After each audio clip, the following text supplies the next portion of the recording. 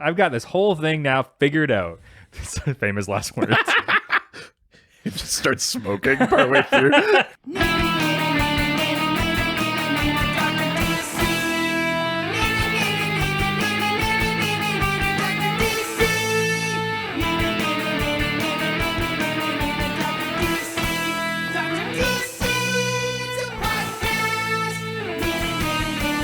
Welcome, residents, to the Dr. DC podcast. My name is producer Richard, and across from me is the Doctor himself. Hello.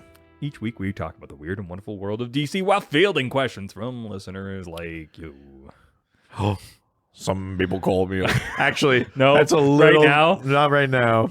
Not right Some now. people call me a freedom fighter. The president told me to do it. I don't want to get too deep into it, but I will say the funniest one that I saw was that woman who was crying and was like, "It's an insurrection, or it's a revolution, and they maced me." I know. It's, I think, my favorite piece to come out of this horrifying little moment in American history. Yeah, Be like, I tried to overthrow the government, and they fully maced me. My favorite shot was just the police guy, the police officer holding the lady's hand and walking her down. That one, or the one of the policemen waving them in. Yes. I saw that one. It's Wow, what- revolutionize in an orderly fashion. what a weird f***ing nightmare. Yep. But Yeah. we're in Canada. Oh, okay. We're gonna have to bleep that because I said this would be the PG episode. Oh, yeah. Oh, and I also, dang it, The revolution will be censored. we're off to a bad start. Yeah, this is not good. Well, yeah, we'll have to bleep that. This is the PG episode. I said this was a clean episode. It's Yeah. starting now. It's clean.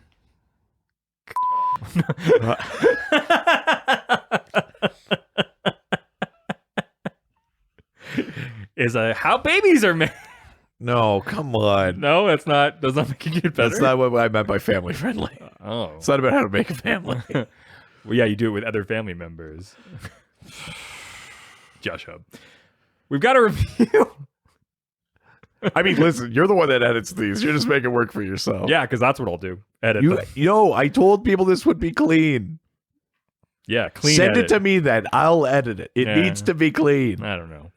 5-star review number 100. That's not right. No, it's not. We did that already. Yeah, this isn't updated yet. That's why. I was like, I know I did this. It's all right. No, it's okay. It's fine. I'll figure it out. I just needed to refresh the thingy. Right. This is going well. Yeah. 5-star review number 101 Woo! on Apple Podcasts USA. Oh. USA! USA! The wrong time to do that. From Wampler. Which is also the sound I make when discussing USA. Wampler. I hardly... No. Proves that comic fans can be funny. Whoa.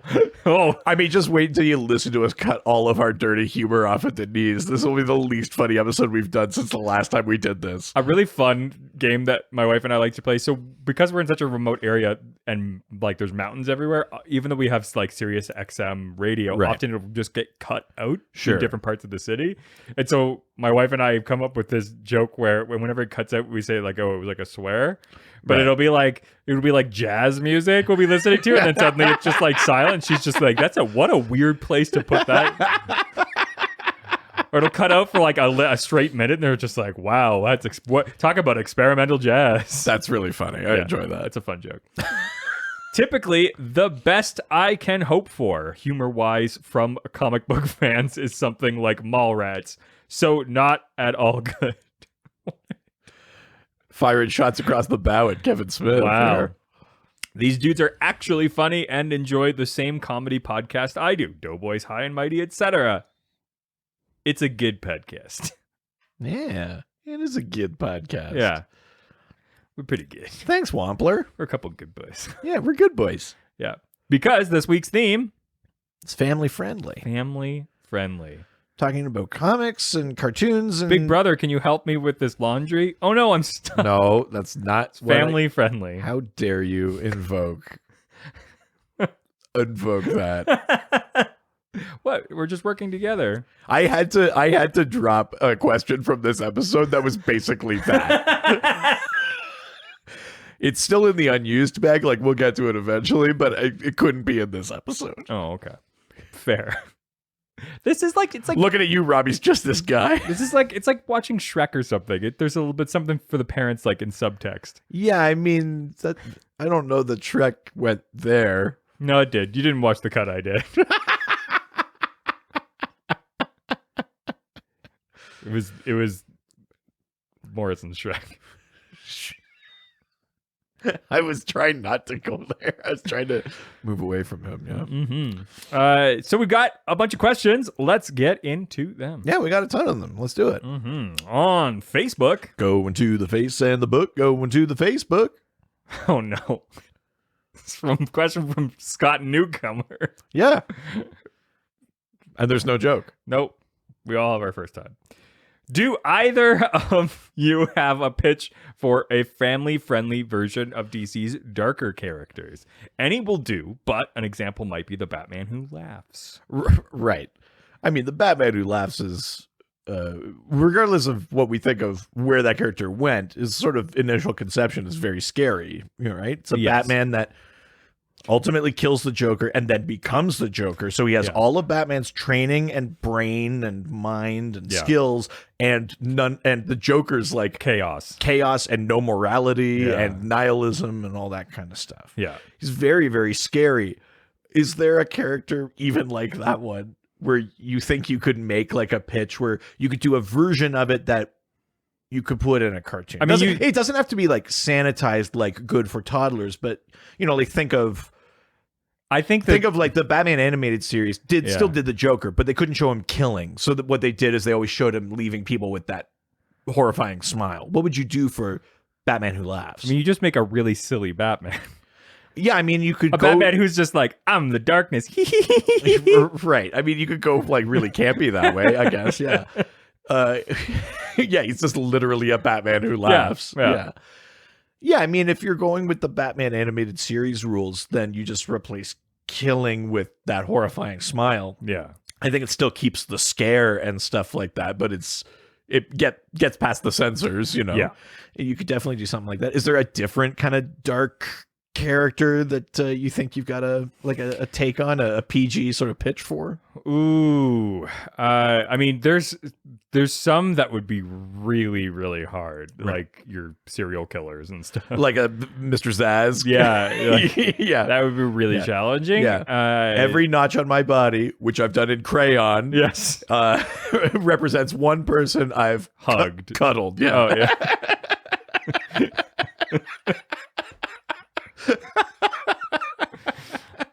Yeah, you're right. I think some are difficult, but I mean, oh man, I mean, because once you get into dark in DC, it gets pitch black. Yeah, there's some very, very because there's like grim things. Villains who are in themselves probably not that scary, but maybe have scary actions they do. Like you know what I mean? Like, yeah, I mean. I think the trick is, you know, like, what are the things that you're trying to steer away from? You're trying to steer away from, like, the actual brutality of something. So no actual killing or maiming or whatever. But you can still make things scary or creepy or what, you know, like I think like something like a Swamp Thing, right, has the potential, certainly in the TV show, of being like this very horror, very violent kind of dark, scary thing. You can keep the scares, but you don't have the shot of him bringing his own skeleton out of the swamp or stuff like that. You maybe go with the version where he's just Alec Holland turned into plants. Yeah, exactly. You kind of, I think there are ways around it. Honestly, though, even just plants who think they're a person is funny in itself. A lot of it's just about omission. You just leave some stuff out, but you can keep a lot of those dark characters intact. You just don't I do explicitly like show the things you might show in the I mean, there's a lot of comedy in a plant that thinks it's a person. Like, I mean, like, that's very funny. Hello, I'd like a driver's license. Yes. Sir, you're a plant. What? Like, what? Like, one driver's license, please, sir, this is Taco Bell.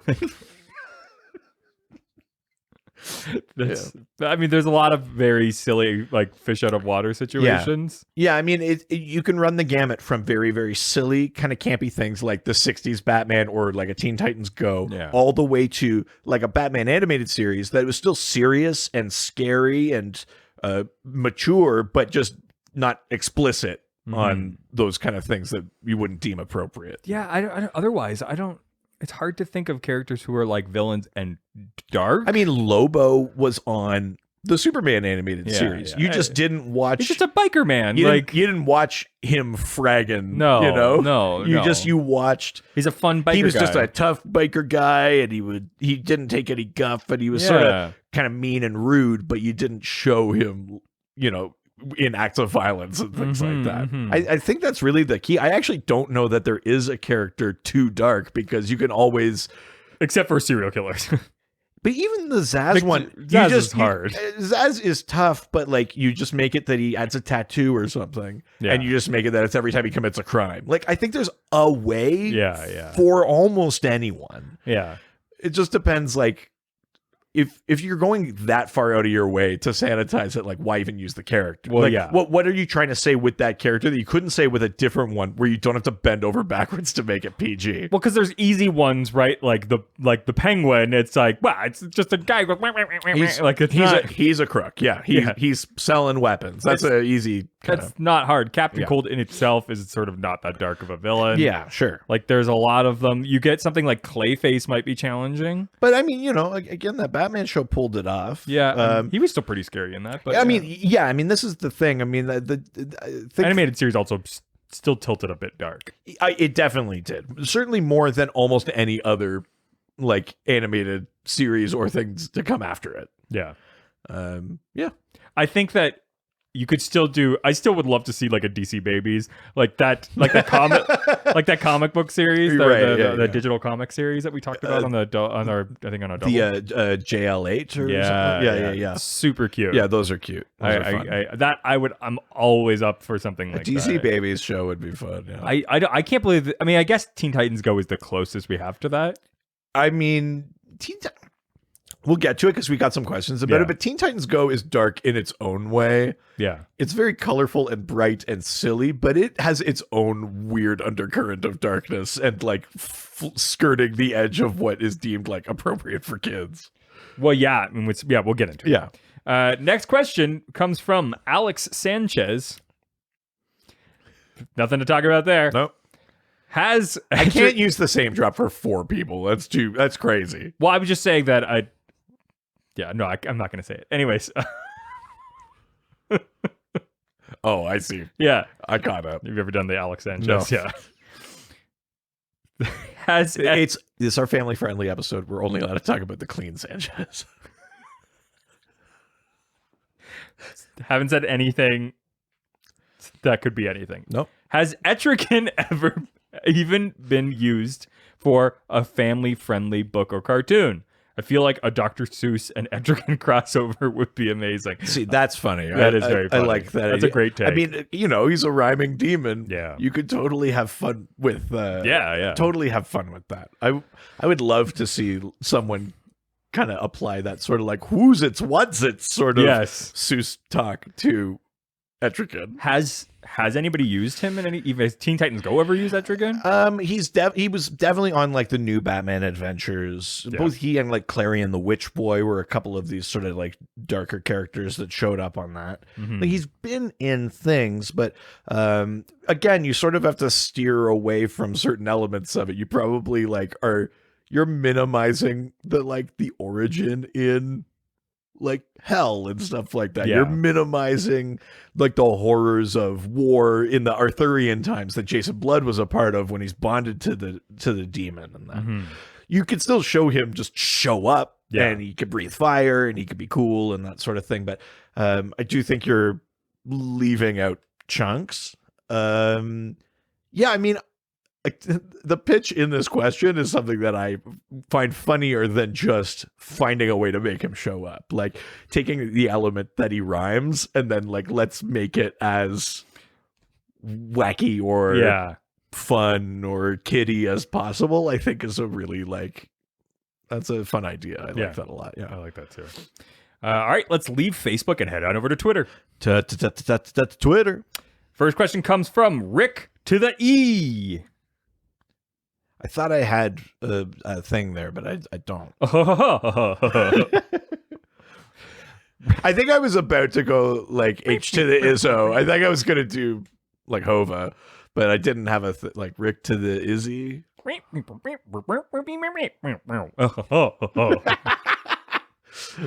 Remember Larry? Oh wait, What? who's the family-friendly rapper? Ha ha! That's right. Very true. Remember Larry from the Teen Titans?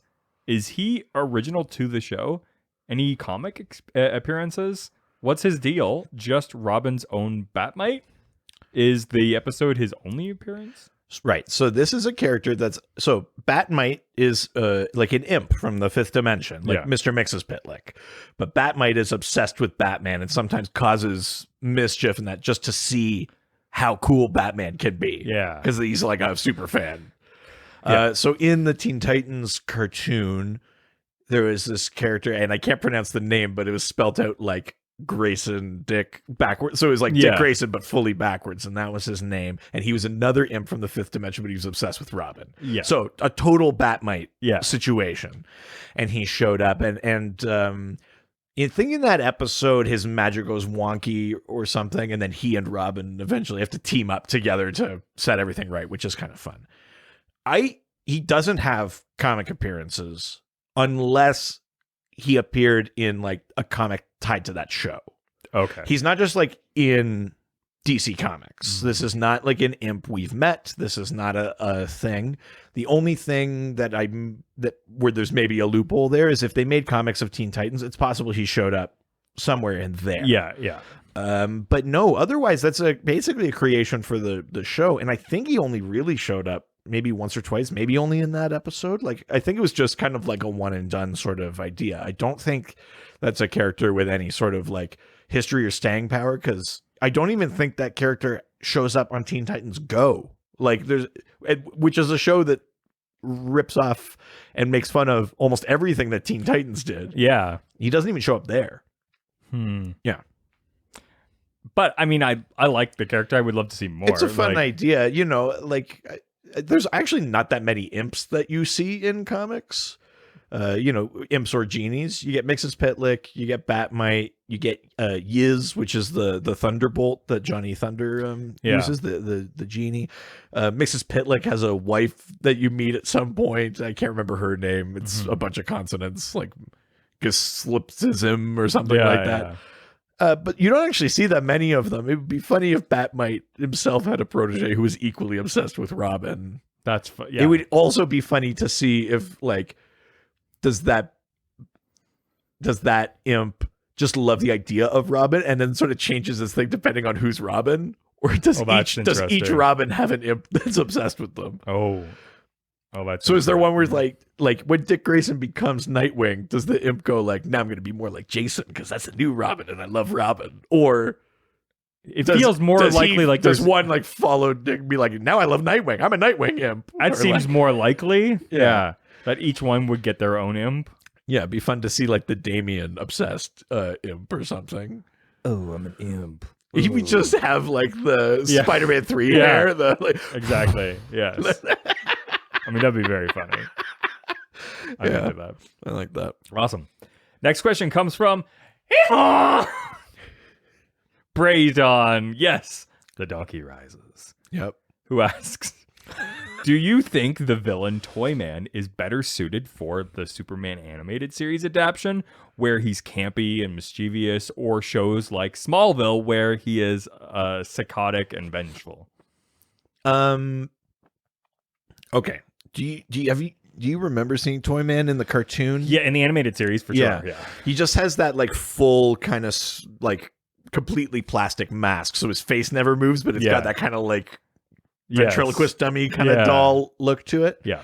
But he talks in like, like Yes. the itsy bitsy spider. Yes. He's got these little like, he's very kind of childlike, and he's Terrifying. sort of a diminutive character, and then he's got these big robots with rockets, and everything he builds is a toy. Yeah. So it's sort of childish, but also terrifying. There's something very creepy about that character, and I think that's a more fun way to do it.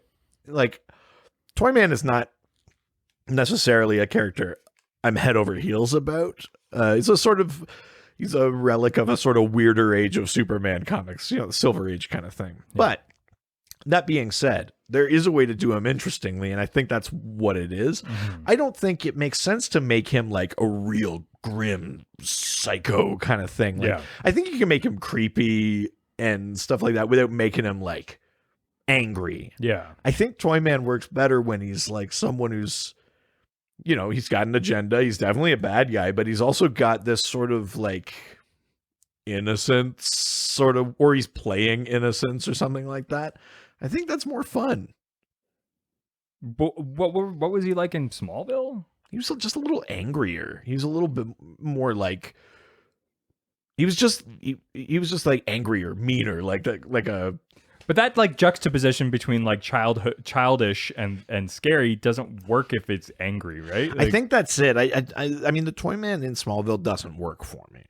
Yeah, because I mean, again, Smallville was also in a place where it was wrestling with like, how much like a comic book do we want to be? Yeah. And sometimes they were like a lot, and sometimes they were like not at all. And I think the Toyman one is an example of not at all. Yeah. And they went too far from it.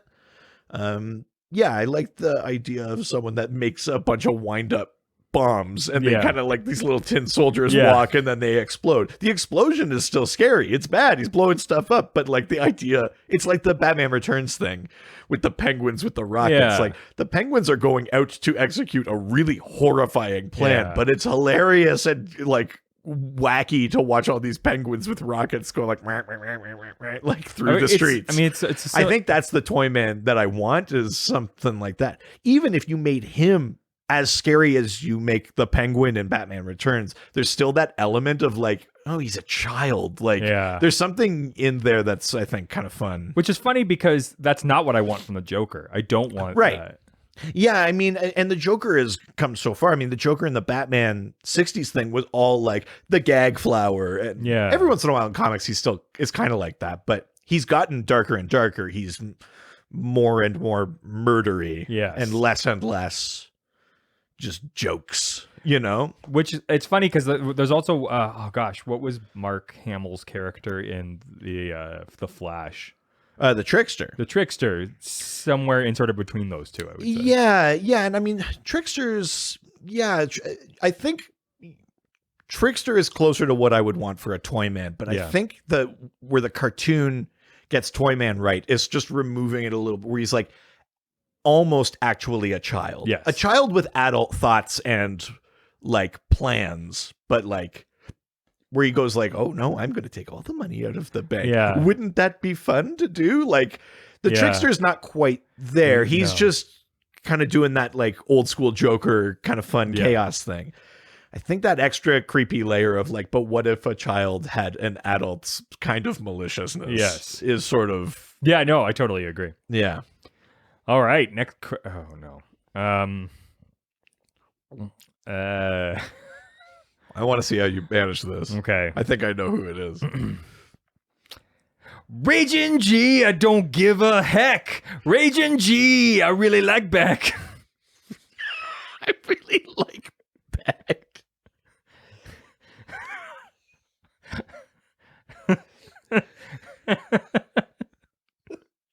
I really like Beck. Nailed it. Listen, pretty good.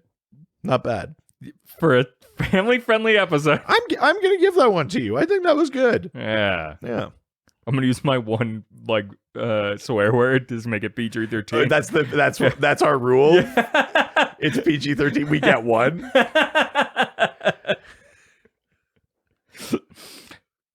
I always had an issue with Teen Titans Go where it would make fun of the old viewers.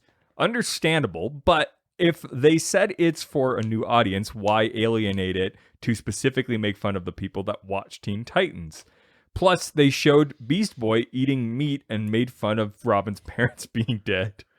Yeah, and What? Raging G sent me a particular clip where it's an episode of Teen Titans Go where they're playing pranks on each other, and the one prank, I'm laughing already. I'm already not on Raging G's side here because I'm laughing about it. Yeah. But, the one prank is they knock on Robin's door and they go, "Robin, come out. It's your parents. They're here." And they go, "They're right through that door." And he's like, "Mommy, Daddy," and he runs in. It's just a bunch of tape, and he's just all taped up. And he's like, "This is a really good joke, guys." And Raven's like, "That's really mean." He's like, "No, Raven, it's really funny." And he's like, my. Oh my god. okay, this is the question I was alluding to, where I wanted to talk about Teen Titans Go, because it sits in a really weird place. Because I thought it's for little kids. Teen Titans Go is colorful and bright and exciting and silly. Sometimes there's an episode where Raven just wants to read a book, so she wishes everyone would be quiet. Yeah. And then the Whisper God removes all sound in the world. And then they have to repopulate sounds in the world, but they do it wrong. So now, like, ducks make a sound instead of a quack. There are episodes like that. And there's also episodes where they, like, undermine what you think the moral lesson would be, where, like, they try to take the high road, but they solve it by, like, beating each other up. Like, the show is both naive and bright and colorful and fun, and also, like, extremely subversive, and, like, if it might objectively teach the wrong lessons unless you are old enough to understand what the show is doing, to, like, that it's doing something absurd, that it's being subversive, which if you're like 7 you wouldn't get. No. So the show, you can make the argument that the show's in many ways not appropriate because it's dabbling in things that, like, operate on a level that kids that are watching it won't understand. But to say that your parents are dead, that's a thing that you can just, like, kids, if they can. I mean, the joke in the episode is that Robin is so insecure about pranks that even this objectively mean thing, he will try to brush off as okay. Yeah. He is crying, and that, like, Raven is still saying that's mean, that's wrong. Like, it still could be a moment you could show that, like, sometimes you say things are okay even though you feel sad. Like, you could make the argument that it's maybe, I mean, that's not the best way to have done maybe that. it's showing something that kids can relate to. Yeah, but yeah. is it the best way to do it? Probably not. Like, it sits in this very weird zone. In the Teen Titans Go to the Movies movie, Yeah. he wants to be the only superhero around so that they have to make a movie about him. So Yeah. they go back in time and they stop the origins of different Yes. superheroes. They go back, they save the Waynes, and they stop Krypton from exploding. So those superheroes don't exist. Yeah. They come back to the present and it's a nightmare because there are no heroes. So Yes. they're like, we got to undo it. And then there's a montage of them going back, destroying Krypton, pushing the Waynes into the alley, and you see like a like, Oh my like you see the muzzle flash from the Wow. alley. They put the pearls on Martha and push them into the alley, and then you see Oh my god. and you see Bruce just like like that's a objectively funny joke, but it's really dark. And not for kids. And yeah, but it's rated as a kids movie. Kids went and saw it. It wasn't theatrically released for a bunch of 40-year-olds. Like, it sits in a very weird place. So to get to Raging G's question, yeah. I don't necessarily think Raging G is wrong that it is maybe a little too dark or a little too inappropriate, showing Beast Boy, who could turn into any animal, who is a professed vegetarian, and then making him eat meat. Yeah. It's weird and dark. Yeah. You know, those pranks or those things where they're subverting the dark superhero thing. Do they always, like, is it always the right way to do it? Maybe not, but it's definitely funny as an adult.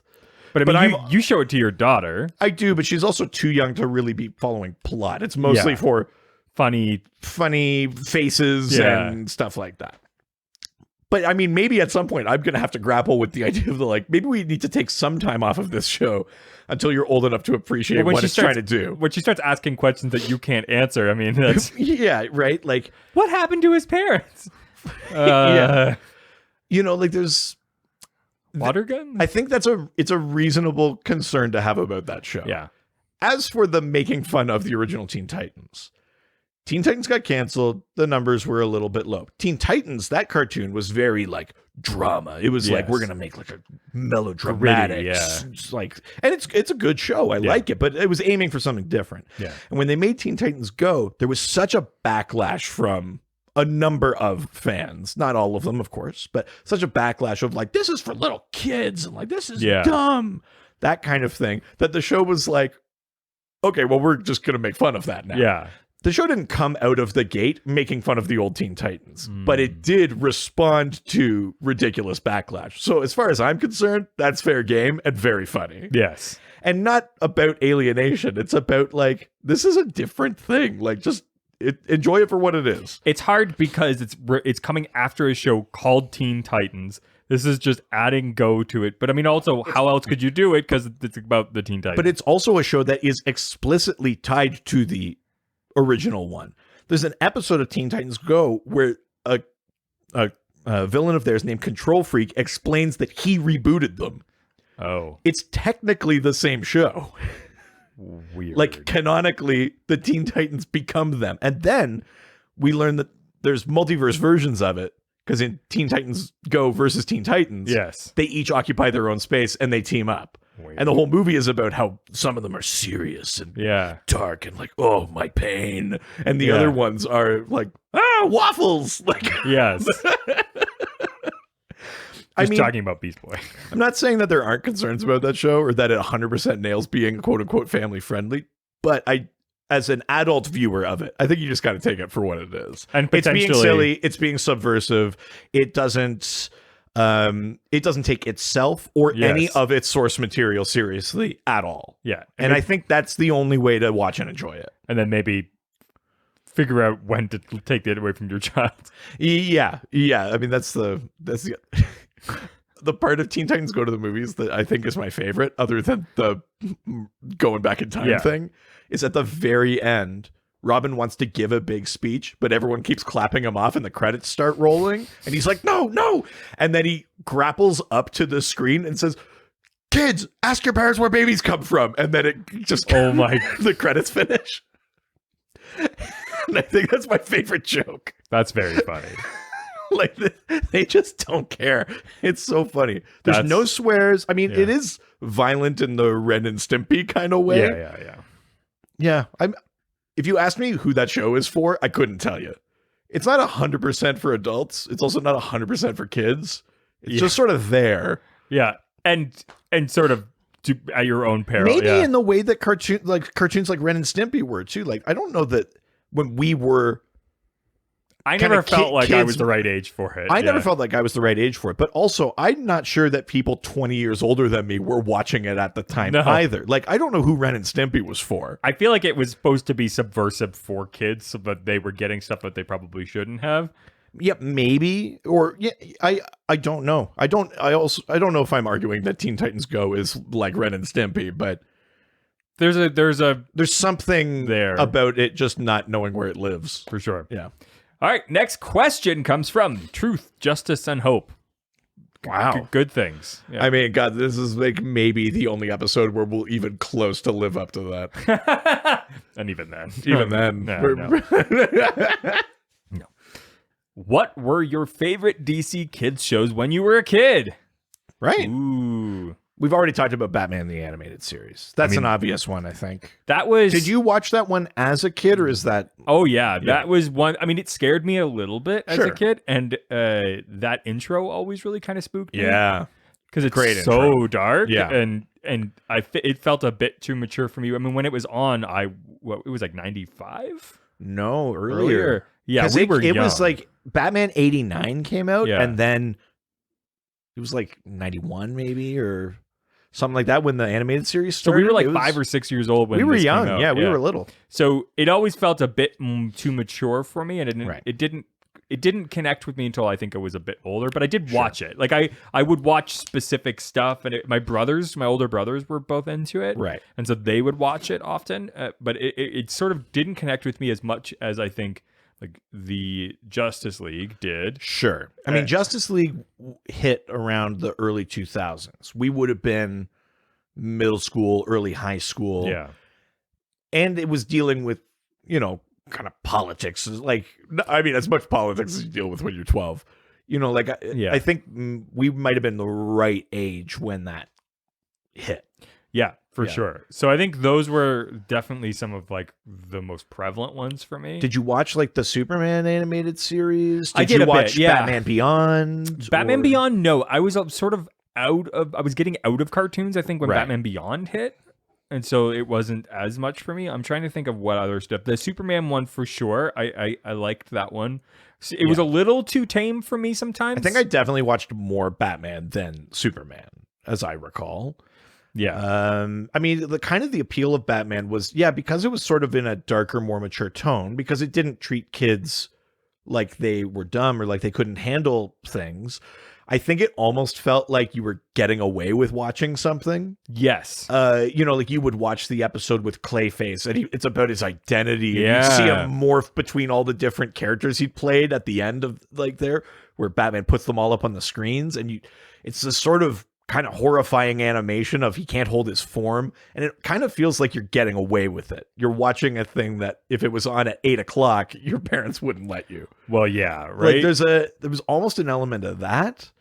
I wasn't a Young Justice guy. That was a bit sort of past my time. Yeah, I mean that didn't come out until we were technically adults. Yeah. Like I think Young Justice came out when I was in university. We were or in this something sort like of a that. bit of a weird gap, I think, for like we were a little young for like the animated series, and then I think Static Shock I watched. See, that's one where I didn't watch enough of it. I wish I watched more of that. I wish I watched more, but I would definitely if it was on. I mean, because again, Right. I wasn't doing like scheduled programming. It was like Sure. it was when I was watching TV and something was on. Yeah, I wasn't like my dad watching NCIS. I didn't like know when it came on. No. I was I didn't really understand the TV guide, and we didn't get it. So it was more of just like on Saturday mornings, I knew I could count on like recess, and that was Yeah. kind of the only ones. I definitely watched Batman Beyond. That was a pretty big one for me. I really liked that one. I liked the aesthetic of it. I thought it was it was that like 90s vision of the future. Yeah. you know. Did you watch Crypto?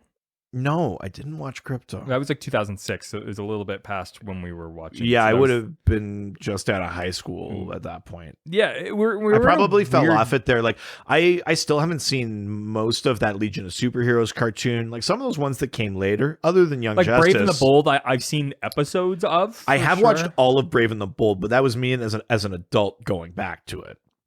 I wasn't like I wasn't a kid when it came out, but I also wasn't watching it as it was happening. What about same thing with the Batman? The Batman I did watch, but again, I was older. Weird I think than animation its style, than its target demo at the time. Yeah, I mean, Lois and Clark I watched like a lot. I do remember watching episodes of Lois and Clark. I mean, it's not animated, but that was definitely Yeah. a DC show that was on when we were younger. It was a big deal. Like it was. I don't know if I was just getting reruns or something, but I do remember watching a couple of episodes of Lois and Clark. I mean, it for would hit- sure. it would- and would- definitely also reruns of Adam West of the '60s Batman. I definitely grew up on that. Lois and Clark hit when we were probably just old enough to kind of understand it. I remember it was like a big like appointment It's like television early thing. '90s, 93, yeah. 93. So it was just sort of at the point where it was like we would have been like 8 or something like that, 9. So it's Right. like we understand that Superman is a thing. This is about Superman. I sort of was watching it more for like the action pieces than like the yeah, which what a disappointment. yeah, it really wasn't. But I do remember like big moments, and the Yeah. first season for sure, my whole family watched that. Right, interesting. Yeah. That's funny. But yeah, otherwise, yeah. I no. remember a Swamp Thing cartoon that I think was actually from earlier. I think it was from like the 80s, but I remember watching reruns of it because it had the theme song where they just Swamp Thing. where they just rip off Wild Thing by the Trugs. I think Yeah. that's all I've ever seen of that you show. make everything spooky. Yes. That's the only part that I ever specifically I've definitely remember. watched Swamp Thing. Static Shock. I would probably the I closest had the one Swamp to like, Thing, like the toy you'd get from like the gas station or whatever, like the glow in the dark Swamp Thing. I remember that one. Yeah. I think Static Shock's probably the closest to a thing where I watched like a good chunk of the episodes when Right. I was a kid. Because I mean, I guess I would have been like 13 or something when that hit, Sure. and it was just enough that I was like, I was like not really watching cartoons, but this was more cooler. Yeah. So And Batman Beyond was neat too, because you eventually got the Justice League Beyond, and you got like an old Static was on that team. yeah, And you got like Warhawk and Big Barda and totally. Aqua Girl, and yeah, it was kind of neat that way. That's awesome. Yeah. All right, let's go to the next question. All right. From John Spees and Carrots. Very nice. Yeah. Well done. Thank you. My daughter is a fan of the DC Superhero Girls show. What are some lesser known female characters that would be good for that show? Right. I mean, the fun thing about that Superhero Girls show, where the setup is that they basically like all go to school together, but like Grodd is the principal. Like they put everyone in like sort of weird positions, which is it's fun. It's a very like enjoyable kind of thing. Yes. What's interesting about it though is, you know, we've talked about it before. Most female characters were either are either relatively new or had been very underrepresented, even if they have a long history. Yes. So even just by definition of doing the show, there's a bunch of characters in there that now have elevated profiles, like Bumblebee. That's a character that is kind of like I'd say a secondary Teen Titan Yeah. that a lot of people don't know about, but Bumblebee is pretty heavily featured in the Superhero Girls, in the comics and in the cartoon. Yeah. You know, we're also seeing these more heroic, less villainy versions of Ivy and Harley are on that show. Not that they are underknown, but it's more contemporary version of those characters because they all have to go to school together and stuff like that. I mean, it's a tough question because I mean, A, I haven't seen all of it, full disclosure.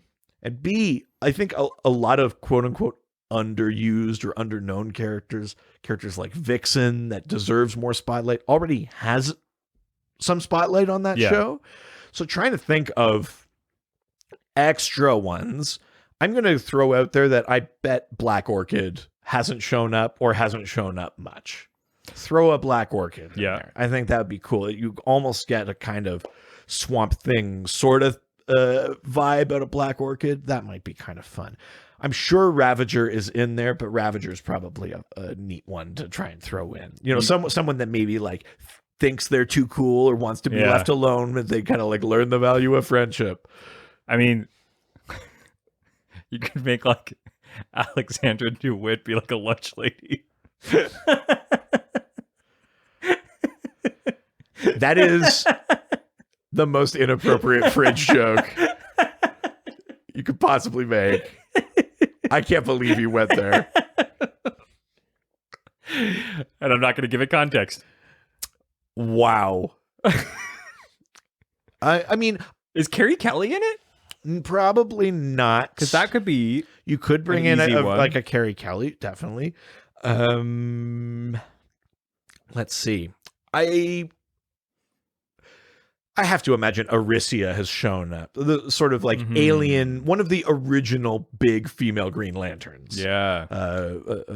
Aricia must be in there, but if she hasn't been, definitely her. Did your daughter watch this show? I know there's a version of Carol and stuff in that show. Like there are characters basically adjacent to most superheroes that are in there. Does your daughter watch the show? She doesn't. We haven't gotten into that, but she does have a couple of Superhero Girls comics that she likes to. Do you think read. It's just like it's maybe a little bit more mature than what she's ready for yet? No, probably not. We just haven't gotten there. Haven't gotten there yet. God, I'm trying to think of ones that might have been like characters that would likely be overlooked, or newer characters. Why not a version of Red Cloud, the more kind of recent Superman villain? Yeah, get Red Cloud in there, like a Superhero Girls version of her. That might be kind of fun. Or, I really want to think of one more. Madame Xanadu.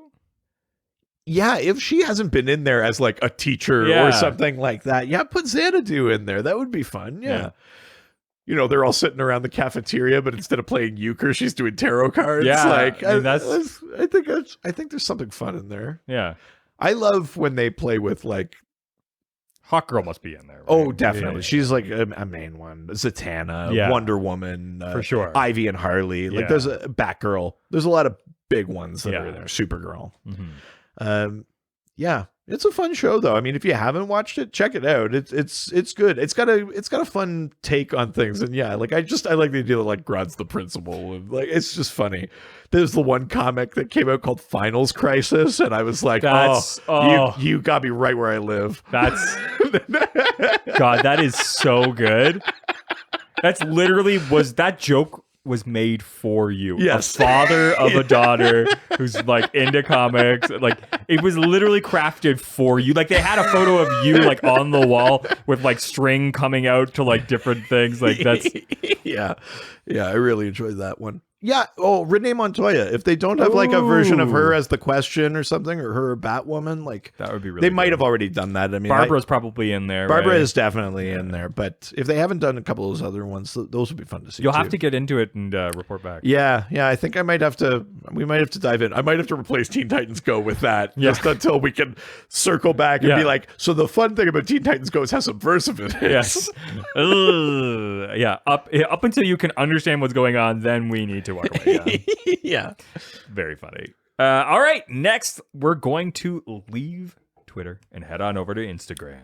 Now we're going to Instagram, take some questions and answer them. God, we're so good at this. Yeah. First question comes from Fiander_DND. All right. I literally couldn't do anything with that. Battle at the Earth's core was legit. Can you tell us more about DC's superpowers line? Oh, right. So the superpowers line kind of had the vibe almost like the old Super Friends thing, this sort of like big, colorful, splashy thing.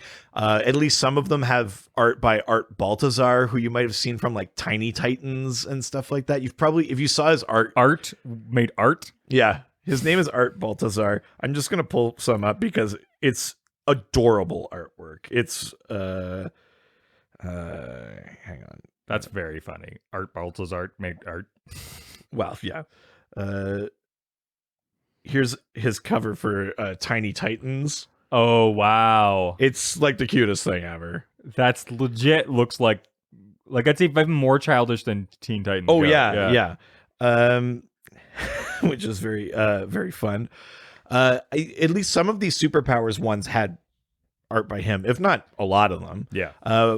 My daughter's got an issue of Superpowers, but yeah, it was kind of like slightly more comic booky stories, but not like with the stakes of the multiverse or anything like that. Yeah. But you know, like the one we've got is like it's them against Darkseid. It basically the setup is just to do something colorful and big that is comic booky. Mm-hmm. It's not tied to canon or anything, and it's still like accessible for younger audiences. You don't need to know everything. You don't need to be worried about like violent deaths or things like that. It's just like a fun thing, but it's still it probably leans more into like what would a comic book story be, as opposed to like something like DC Superhero Girls, which is like, oh, Harley and Ivy traded lockers and now we can't get to class on time. Yes. Instead of being that where it's like an abstraction of the characters, it's more like, okay, Superman and Martian Manhunter and Green Lantern, you three have to stop the asteroid from hitting the Earth. It's like a comic book plot line, but it's fun and dynamic and colorful. I haven't read Battle at the Earth's Core, but I do have a couple of issues of Superpowers. It's a very, very fun take on things. The art is great. I think it's a real good in for kids if they actually start expressing an interest in a character, you know, like if they've been watching some of those cartoons or reading some of the other things, and then they go like, I wanted something maybe a little bit more involved. That would be like the next little step, I would think. Yeah. Before they get into like an actual kind of continuity thing or something a bit more mature or something like that. Yeah, Superpowers line is a ton of fun. Yeah, I like that a lot. All right, let's go to the next question from Flying Fox 1089, who asks, who would you voice cast in the Super Pets movie? Is this movie still happening? Do you remember when they It's announced 2022, so there's still a chance that I mean, if that movie comes out, I'm gonna be so surprised. I was surprised that it was even like thrown out there. Well, yeah, that's the thing. I mean, the idea that it's like even possibly happening. So, I want to add a question to this question. My question is this: if we're doing a voice cast for a Super Pets movie, Yeah. how would you want the voice to be represented? Just a voice in their heads, or the like weird moving mouth that like? Are we talking like? I mean, I was thinking it was Is it like Air Bud or is it like Babe? I mean, Like, do we watch the animal talk, or are we just assuming that we're hearing their inner thoughts? And the animals. Air Bud may have a voice. Oh no, sorry, that's not what I'm thinking was of. like- I'm thinking of Homeward Bound. Oh, Homeward Bound. yeah. You know, like the dogs would look at each other, and you would just hear a voice. You wouldn't see their mouth move, but you were like, oh, they hear each other. They're talking to each other. You would just Here's like assume that. Whereas Babe, you would watch the pig's mouth move and speak. This was live action that they Yeah. were doing this. Goodness. Here's the thing: if you have them talk, they have to have cartoony faces, even if it's live action. They have to have really expressive faces. I think, yeah, I But think you watch Lion King, and it's very off-putting right. because they're not the like expression isn't coming out, so it's just like whoa guys, and it's like zero like reaction from their faces. It's very weird. Yeah, it's the thing Lion King gets wrong, where it's too photoreal to still be like fun or dynamic. Yes. Yeah. Right. Okay, so who would you cast for a Super Pets movie? Keeping in mind we've got you know, I mean, we can make the cast whatever we want. We don't know what they're using in the movie, but could be Crypto the Super Dog, probably. Maybe Ace the Bat Hound. Maybe like Beppo the Super Monkey. I mean, there's a lot of super ones. There's Comet the Super Horse, Streaky the Super Cat, but maybe you throw in Dexstar the Red Lantern Cat, or maybe you throw in, you know, Detective Chimp, or maybe you throw in, Yeah. Topo the Aquaman's octopus friend, or whatever. Like we could have some fun with it. Who would you want in that movie? So I mean, part of me likes having like some of the actors played by kids because I feel like they're. For some reason, I connect animals to kid voices. Like, I think it's weirder to have them be like adult voices. Yeah, you don't want like J.K. Simmons. No, like that would be that would be really funny. Sure, yeah. But like Ace could be like Timothy Chalamet. Okay. I think I think Ace might be my one exception where I'd want like an actor too old and too good, like Michael Shannon or something. So like so that Ace, kind of like Batman, like is Anthony like, Hopkins. Yeah, but so that he's kind of a downer the way Batman is. Oh, that's very funny. Oh, you get like De Niro, yeah, like. What, you want me to go fetch? You playing fetch with me? You playing fetch with me? I don't see any other dogs here. So I was out looking for a bone. No, not Liam Neeson, please. Oh, you know who could We're do doing so well this episode. You know who could do good is Gary Oldman. Gary Oldman would be a ton of fun. Yes, that I could definitely see. That would be super I fun. agree there. Okay, so you want a Timothy Chalamet in there somewhere. Yeah, I think I would love to have like a super like serious but like younger actor Right. playing somebody in there. Could be. I don't think he could be a Crypto. I don't think that would work. I think that's too weird. Yeah. I think I'd want maybe someone. I think I kind of want like a Lauren Lapkus. Ooh, okay. Maybe for like Streaky the Super Cat or Comet the Super Horse. Or if you got Kanga, Wonder Woman's kangaroo pet. Yeah.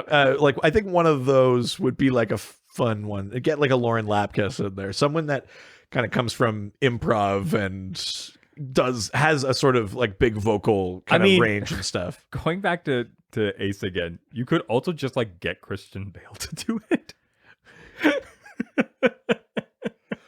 Where are the other bones? That would be so ridiculous. Oh, you know who? Crypto. We get Bryan Cranston. Right. I like how you totally turned around from like, I think they should be voiced by kids. Well, and now you're only picking. Well, I know. Well, now I'm just like, well, yeah, it's too hard because once you throw one adult in there, it's weird to have the kids. I mean, I know when we do this game, we're often thinking of like big actors, but I think it would be a mistake not to throw in actual good voice actors. You need a Tara Strong in there, or you need a Troy Baker, or you need a Nolan North, or like some of these people that have a big long history with DC characters and that, but also are extremely talented voice actors. I think you need them in there. It might be a lot of fun to have Troy Baker take on like a Detective Chimp. Yeah. If, I think we talked about it would be a fun conceit for the movie where if Detective Chimp's power of being able to communicate with every animal is part of what brings the Super Pets team together. Oh, that's interesting. There's something they've got to solve. Detective Chimp, at least for the beginning, is the only one that can sort of talk to all of them. Oh, okay. Yeah, that's interesting. Yeah. Like I think get like a Troy Baker in there might be kind of fun. Absolutely. I'm trying to think of Comet right now. I still haven't found the perfect Comet. For the Super Horse? Yeah. Right. Maybe like Melissa McCarthy. Oh, interesting. Yeah, I didn't. Someone that could do something like kind of big and broad, or even like a Kristen Wiig, or like one of those kind of SNL types that could do like a. Or you almost want where like, or the like, voice is also a nay, where it's like, okay, here we go. Like Benicio del Toro. Yeah, there's definitely two layers to how you cast this. You either cast this, you make it a full-on kids movie, or you cast this so that people like us have a great time. Yeah, exactly. That's sort of where I'm at. Yeah, fair enough. Sam Rockwell's Prody. If this movie comes out, do we go see it together? Yeah. I think we pretty much have to. I mean, we would see it anyway, but I think we kind of have to just because it's so bizarre. Oh, yeah. And this is the type of DC filmmaking that I am in full support of. Right. Like you want all of the weird stuff. Give me weird stuff. Like you have the opportunity. People are going to go out and see every weird like comic book movie stuff now. Make it go weird. Yeah. Like, I think at this point, the broad stuff seems to be sort of like sometimes works and sometimes doesn't. Sure. So I think when you take a chance with like stuff that people are sort of less sort of how like precious about, there's less sort of like expectations for it. You can just do whatever you want, but also as a filmmaker, you can sort of like take a small amount of stuff that exists and then just play with it. I just feel like, like you look at Shazam, who I mean, in comics is a very big character, but like as like public consciousness isn't that big of a character. Yeah, and I mean, even in comics, has only had a few series. They've been like limited runs. It's been a long time since the Golden Age where it was like rivaling Superman. Where you take something that has like basically like the things that are known or sort of like the broad strokes of what makes that character, rather than this like long history of expectations of like the way that character like responds to things. Sure, yeah. So I think that like it works great with Guardians of the Galaxy. It worked really great in this situation. I feel like when you bring in Gnort. Yeah. Get that dog alien Green Lantern. This is what I'm talking about. Like that's the kind of stuff where I'm just like, do a weird thing because people are gonna come see it anyway. I think I'm with you there. Yeah, I agree. I am all about this. That being said, these live action like talking animal things are. I think even if it's a great script and even if it's a great voice cast, the thing that could undo the whole thing is the way it looks. Is messing up. Yeah, how you do that. I think you just go like you're just telepathically hearing them. You just hear a voice. Don't make the mouth move. It's never going to work. But then it's like you really have to have actual animals. Oh, right. Yeah. Oh, I see right. I see what you're saying. I would love to see the screen credit for like Octopus Wrangler if they put Topo in there or something. I think that'd be very funny. Either that or it's a giant CG mess, and then I don't know. Yeah. I still am not completely convinced on that. I think go either way, really. Yeah, I still haven't been convinced. Jon Favreau is great, and I really liked his work. Is he doing it? No. I just meant, God. I mean, he would make sense to do it, but I think Disney has him under lock and key. Yeah, I don't think they let him off the premises anymore. No, they're just like, here's a different thing, a different property. Like, just keep his attention changing. Like, they're just very, very good. All right, let's leave Instagram. All right, head on over to Reddit, where everyone's nice and no one's ever mean. First question comes from Johnny. All right, here's Johnny. Wait, really? It's just Johnny. From Reddit? I don't remember this one. Is this the question we didn't get to last week that was in last week's thing? That was an email and not Reddit? Yes. Right, okay. We're leaving Reddit. No, we did have Reddit questions. Do you want me to pull this up? Sure. I can not participate for a second. There's also other Instagram questions. Not to my knowledge. Here's one. Okay. From the real Josh Gill. Oh, I skipped this because we already answered it. Oh, I guess we did. Yeah. This is why I'm in charge. I guess we did. Yeah. We talked about JL8. He was asking about JL8, a very fun web series if you haven't seen it, where all of like the superheroes are kids. You could just type in JL8, like the numeral 8, and it's all up there. It's a very, very fun series. Yes, we do think that would be a fun little animation. Like I said before. All right. So do you want me to do this one from Reddit? I got it. Okay. From I Am Wallpaper. All right. Jeez Louise. It's the only thing I missed there. Anyways. Yeah, that's why I'm in charge. What would be the worst character to make a family-friendly cartoon about? My vote would probably be John Constantine. I actually think he would be super fun. Yeah, I mean, I guess this is sort of tied to that first question. Yeah. Which is really a question of how much of the character do you have to change or leave out to make them PG? You could do it with any character, but at what point have you changed so much about them that you might as well just make your own character or use someone else? Yeah. I don't know that you have to change too much about Constantine. You can still make him, like, unlikable. Yeah. Like, PG doesn't mean you must love them. You can make him unlikable. You can make him untrustworthy. Yeah. You can make him... Works great for me. You can make him mean. But you just leave out the other, like, proclivities for, like, drug usage and things like that, Yes. right? You just leave that stuff out. He can't smoke. Give him a Kojak lollipop or something, and then you... you know. And then, yeah, I think you could do Constantine. Who's the one that you think you'd have to change too much? I mean, Victor Zsasz. Victor Zsasz is a great example. I think that's... Professor Pig is up there too, because his whole thing is just sort of like forcing plastic surgeries on people and removing their free will. There's Egg Foo. Egg Foo, for obvious reasons. Or reasons that should be obvious. Okay, let's do a character. If they're not obvious, tweet at us so I know to block you. The ones that are obvious, let's take them aside. The ones that are not so obvious, like, you know who would be really challenging is like Dr. Fate. Okay, in what way? I just think that it's such a broad concept, or like the Spectre, where it's just like, it's like this esoteric, like... I agree with the Spectre. Yeah. Dr. Fate, you could really just make him a powerful magician.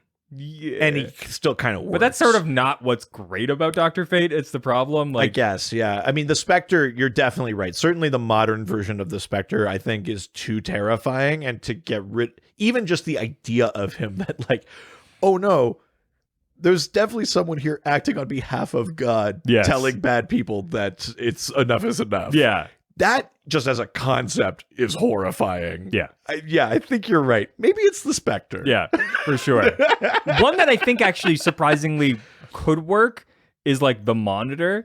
I think what you could do is have them just like go to new, like different multiverse things and teach them lessons or something that are like not as bad. Yeah, and I mean, even the Anti-Monitors thing, like erasing Earths is, again, this very abstract thing. Yes. It's not as real as the acts of violence of the Joker or something like that. Like even a villain like the Anti-Monitor, I think, works better than some of those grimy, like Zsasz Pig Joker kind of ones. Yeah. All right. Oh God, I'm just thinking about how scary the Spectre is. I don't like this. This episode was spooky.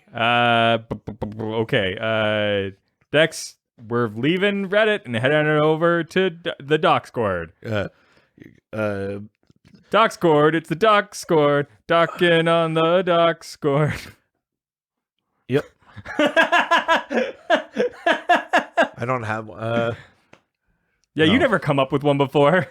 Yeah, I have. I came up with the Instagram one. Did you? Or Yes. No, I did. I'm the one who came up with the song. Residents, go back through every episode Discord. until you download every episode until you find the one with the Instagram one. Doxcord, this is a mission. Yeah, Who came up with the song? it's definitely me. It's 100% me, because I remember you being very surprised that I could suddenly come up with a song that quickly. That doesn't sound right. I wouldn't be impressed by you. First question. I wouldn't give you that. First question comes from Jay Paulson, 3291.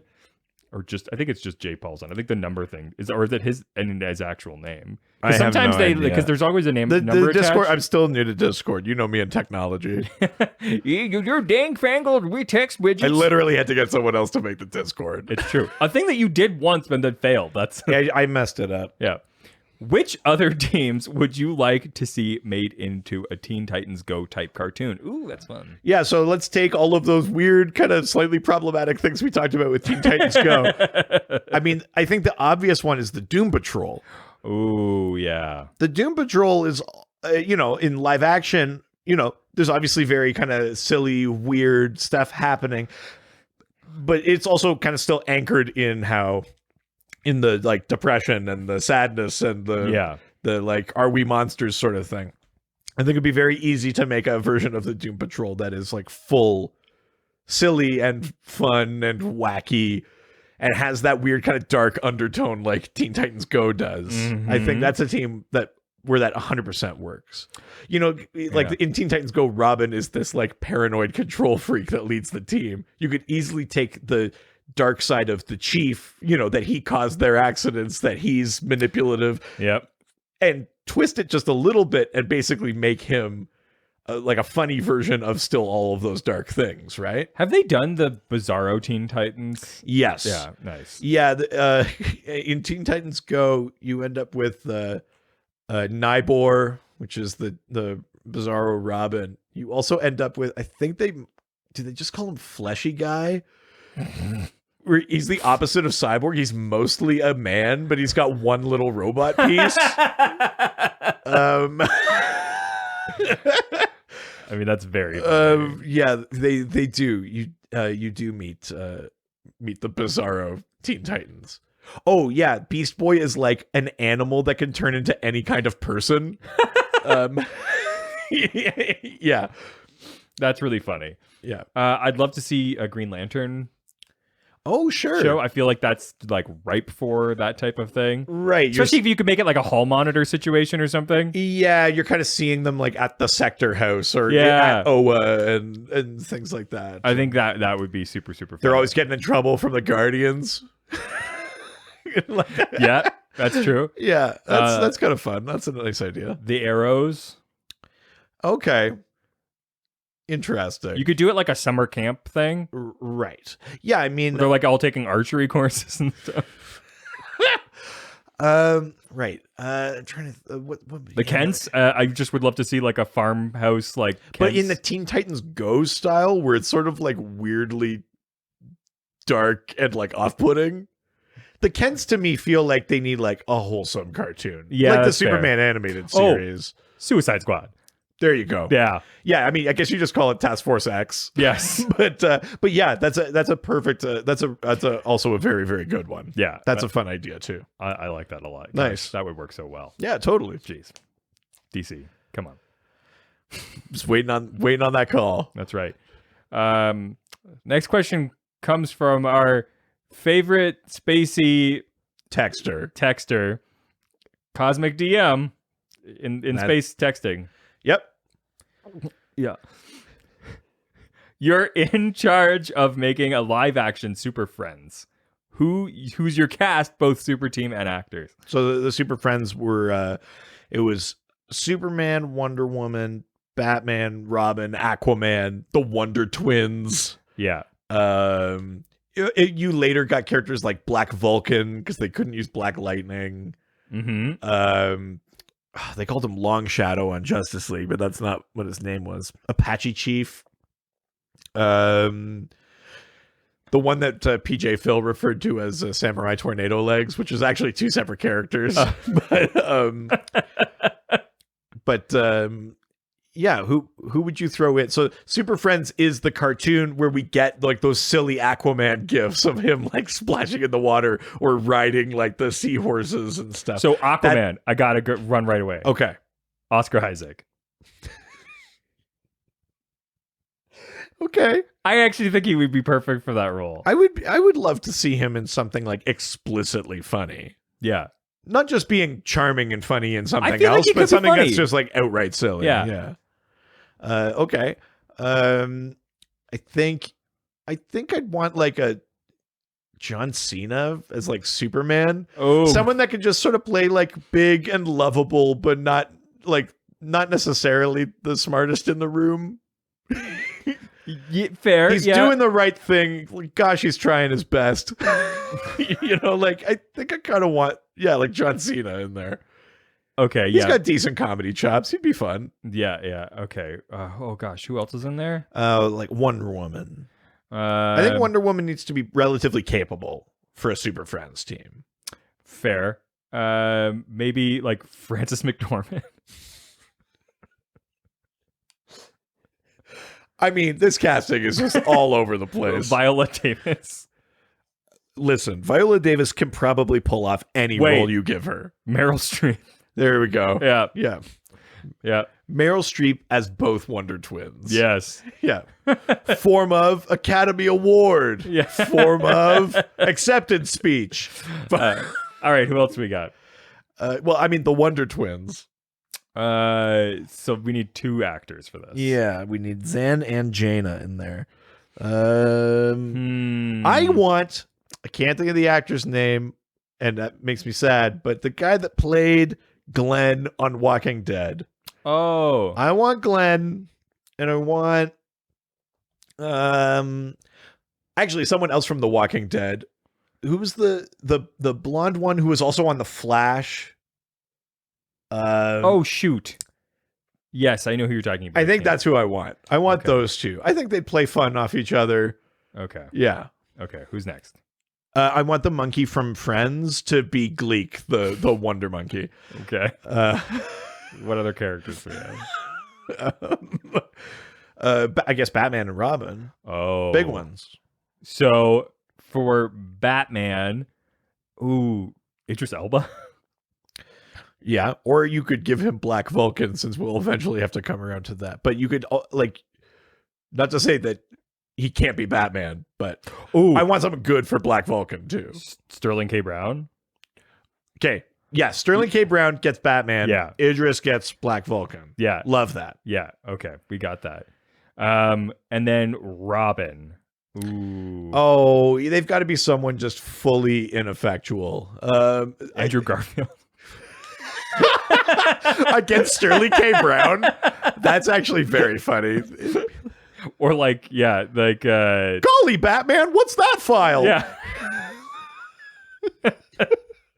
Yeah, I'm in. Yep. We did it. That's awesome. Or just a different Spider-Man, a Tom Holland. Yes. Yeah. Yes. But yeah, Is there either anybody way. else we're missing? I mean, like Apache Chief or Nope. I mean, so again, Apache Chief, Black Vulcan, all those other characters kind of Become became problematic. weird racial stereotypes. Yeah. But Next question comes from Ryan P, who asks, is there any character that you wouldn't consider PG that's a mainstay character? Obviously, there are a lot of strange Vertigo and other imprint characters, but characters that show up in the big crisis type events that are the ones I'm talking about. Your summer blockbuster types. your main characters, Yeah. no. I honestly don't think so. And I think it's part of what makes them main, right? Is that they are open to interpretation. Yeah. Like we've even talked about how even the kind of fringy characters Yeah. still have room for interpretation. But the reason that the main characters are the main ones Yeah. is because they've endured for so long and there have been different takes Yeah. on all of them. Superman, Batman, Wonder Woman, Flash, Yeah. Martian Manhunter, all of them have had these sort of eras of different versions. You can have silly Super Friends Aquaman, and you can have Permission to Come Aboard Yes. Jason Momoa That's right. Aquaman, and you can have Hook Hand 90s Aquaman. Yeah. Like all of them exist and they're all right. So I think the reason that they're main characters is because you could almost do anything with them. There's always a take that is still honest or true Yeah. to them, in some way. So no, of the main character, I actually don't think so. Yeah, for sure. Yeah. Well, that was the last question. Wow, we did it. You know what time it is. I do. Now it's time for everyone's favorite game. Can you guess the name of the character based on how someone who does not read comic books can describe that character to us? I'm ready. That's all right. It's good. Yeah, it's fine. You're doing great, buddy. So for those who don't know what this game is, I send a photo of a DC character to my wife. She does not read comic books. She does not care for them. She sends back 4 clues describing what she sees, and the doctor tries to guess what in the world is she talking about. Before we do, I just inspired casting here. For Robin, the other option is Griffin Newman. Oh, take all of that energy as Arthur from the Tick and just move that to. I mean, yeah, that's inspired casting. Yeah, I like that a lot. Sorry, go on. All right, 4 clues starting now. Let's do it. For clue number 1, looks like a weird uncle trying to be cool with the kids. Okay. Does that mean that his costume doesn't fit or something? Or who's to say? I mean, that clue could literally mean anything. Mm-hmm. I'm a weird uncle. Is it Toyman? Is it Winslow Shot? No. Okay. No. Next clue. Backwards skunk hairdo. Oh, so it's white with the blacks. Oh no, skunks have 2 white stripes. We're saying it's predominantly white, but with black in it, because that's the opposite of a skunk. Backwards skunk hairdo.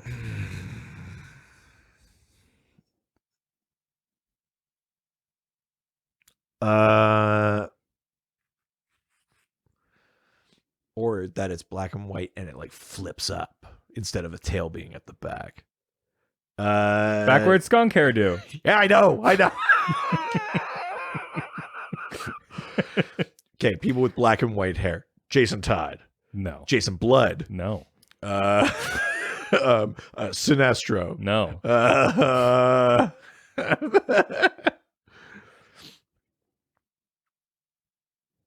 Well, that's Ra's al Ghul. No. Okay, well that's a few guesses. I need another clue. Another clue. Has their eyes on you.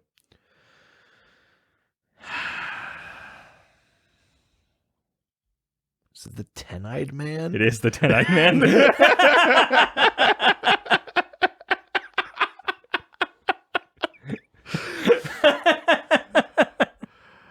Wow. Oh, yeah. Final clue was can see from everywhere except their face. Right, yeah. Because they're wearing glasses. Yeah, there you go. 10-eyed man. A very weird Batman villain. Yeah. With eyes on the end of the fingertips. Yep, very weird. And like all over their shirt and... Yeah, I think that some of them are just decorative. Yeah. I think the actual eyes might be on the fingertip, or that might just have been the first version. Yeah, 10-eyed man's a very weird character. It's a very weird character. The version that I sent my wife is this one. Yeah, okay. All of those clues, I mean, other than the weird uncle one, that wouldn't have helped me. But I mean, that's pretty contextual for who your uncle is. The backward skunk thing, Yeah. I see that. Yeah, I see it. Yeah. So, residents, did you get that clue? Yeah. Or did you get it on an earlier clue? Oh, Did you hear like uncool uncle and you went like, oh, it's 10-eyed man. Who else could it be? Couldn't be anyone else. Yeah, it makes total sense. That's immediately what pops into my head. Well, why don't you let us know through our various social media platforms? Or you can send us a question for maybe next week's episode. Next week, we are welcoming back That's right. One of our favorite guests, Tessianos, is coming back, and we're talking Harley Quinn. The most interested in guest. Tessianos. Why have I not done that already? Yeah, we're talking Harley Quinn. That's So send right. your Harley questions. It's going to be a lot exciting. of fun. I can't believe we haven't done a Harley episode. That's kind of wild, eh? Yeah, that blows my mind a bit. Yeah. So that's going to be really exciting. So why don't you reach us on our Facebook? Dr. DC Podcast. Our Twitter. At Dr. DC. Instagram. Dr. DC Podcast. Email. drdcpodcast@gmail.com. We've got a subreddit. r/Dr_DC. The doc phone is always open. 208-917-3238. Of course, you can go to our website. drdcpodcast.com or .ca. And this is a very exciting news. But I'm going to wait because first you got to give us a 5-star review. On iTunes. On iTunes, on Facebook. If it's anywhere other than those two spots, Yeah. take a screenshot, send it to us. We've gotten great ones. I mean, the one today, lovely. Yeah. And it came right to us because it was on iTunes. But we've also gotten ones written on a whiteboard in a classroom or left as a Yelp review of a random business. Or written on scraps of paper put inside books. In Yeah. a random bookstore. There's one coming up that we haven't talked about yet where Yeah. someone baked us 5 stars as That's cookies. right, that's right. I'm counting that. I'm really, really excited about that. These yeah. are we always love those 5-star reviews, and we will talk about them online. Yeah. Now for the big piece of news. Okay. Ooh. Not yet, because first we've got Patreon. Patreon.com/DrDC. It helps support us. There are 3 levels, a $1, a $5, a $7. At every level, you get access to our amazing new Discord server. That's the amazing news. The Doc Score. That's right. It's so much fun. There's all sorts of places to chat in that. It's where we do our monthly book club, which That's is right. fun and people enjoy. Nerds. And at the $5 and $7 levels, it comes with bonus episodes, bonus how to read. bonus videos, theme polls, all sorts of fun stuff. And again, all of that support helps us to keep do what we're doing here. Yeah, it helps us keep due. I know. We keep due. Me read book. Book club good. Not only is book club good, it's Yeah. important. Wow, look at that. Important. That's more than just one. That's good. Look at all those syllables you're using. Yeah. If this was any other episode, I'd have some sort of comeback. Come what? Beep. And if you love our podcast, but you want even more content, and you've already given us $5, because that's more important than anything else. Come on. Really, what's more important is $7, but we'll get there. Wow. Ghost Facers. We have a whole other podcast. Yes, we do. It's a full other podcast. We're rewatching every single episode of Supernatural. Yeah. We're almost through season 1. Go check it out. We talk about behind the scenes stuff in the episodes. We talk about real world monster lore. It's a ton of fun. So yeah, go subscribe to Ghost Facers and give that a listen. That's it for this week, friends. We will see you next week. Unless you're on Patreon, and then we'll see you on Friday. More importantly, we'll see you on Friday. God, really hammering that Patreon guilt. Yeah. Right. You want to be on that Discord, don't you? It is a ton of fun. It is a lot. Yeah. Ciao, ciao. Adios. Heroes, they always fight for what is right. Live with danger and adventure, they are men of might. This was a Brain Freeze podcast.